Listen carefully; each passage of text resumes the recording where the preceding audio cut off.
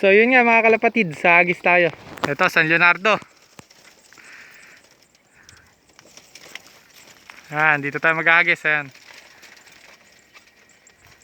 So kung napapansin nyo, 8 lang yung panlaban natin dito. Nadagdagan. 4 yata dinagdag. May nakisabay sa atin, 4 tropa natin. So pawawalan na natin. Napansin nyo, biglang north tayo ngayon. Biglang nag-abiso ng club natin na north daw magiging race. So pabulakan na nga tayo sa south ng hagis. Tapos biglang balitikwas na naman. Balikwas. Tawag doon, balikwas. So galing tayo sa south. Ngayon norte na, biglang magiging hagis natin. So pawawalan na nga natin. Ayan. Talagang ganun. Kailangan mag-adjust tayo. Para sa ganun, di mabigla yung ibon natin. Dahil baka manibagi ibon natin sa 22 sampa, Sabado. Tapos linggo magiging pawala. Baka laging pa south yung, laging pa north yung pauwi ng ibon natin. Tapos biglang pag inihagis ng north, magiging pa south ang magiging uwi dapat nila. So baka malito yung ibon nga natin. Kaya ginawa natin, naghagis tayo ng San Leonardo dito. Medyo malapit lang naman para sa ganun hindi malito yung mga ibon nga natin.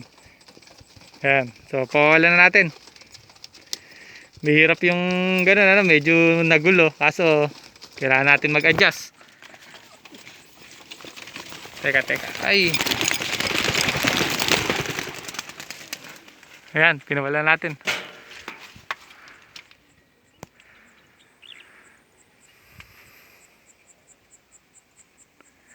Wala. Dumiretso na yata. Marami mga ibon natin.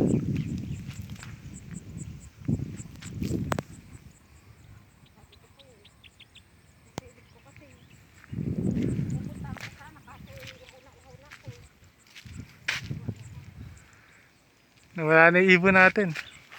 Ayun. So tumataas na. Medyo malulang pa. Sa pawala nga natin na to. So medyo maninibago yung ibon natin na yan. Kahit na malapit lang yung hagis natin. Nasa 10 to 15 kilometers lang yung hagis nga natin na to. Kasi nasanay sila ng laging uwi nila pa north. Tapos ngayon binitawan natin sila sa north. Magiging south na yung pauwi nga nila. Eto, ikot ng ikot. Ayan. So kailangan natin mag-adjust. Talagang kaysa mahirapan. Ayun, dumiretso na. Mukhang magilas din. Kaya hindi ko masyadong nilayo. Advantage naman ng hagis na ganito. Kaya hindi ko masyadong nilayo. Para nakikita pa rin nila yung lugar nga natin sa gawin natin. So hindi sila maninibago na talagang hahanapin pa muna nila bago sila makauwi. So ayun dumidiretso na. Ayun. Kaso umiikot pa rin. Parang nagdadalawang isip. So yun nga hanggang dito na lang muna yung short video nga natin guys. Ingat kayo guys. God bless.